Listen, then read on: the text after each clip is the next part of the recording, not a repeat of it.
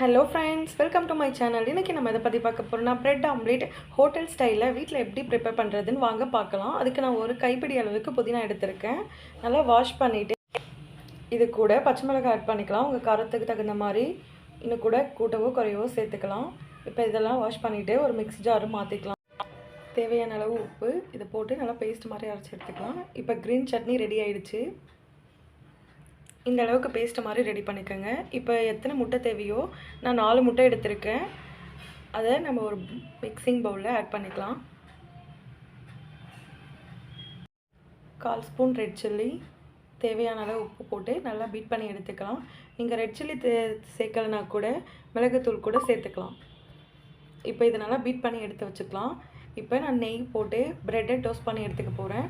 நீங்கள் நெய் இல்லைனா கூட ஆயில் கூட அப்ளை பண்ணி ப்ரெட்டை டோஸ்ட் பண்ணிக்கலாம். ப்ரெட்டே இது மாதிரி 2 பக்கமும் திருப்பி நல்லா சிவக்கிற அளவுக்கு டோஸ்ட் பண்ணிக்கணும்.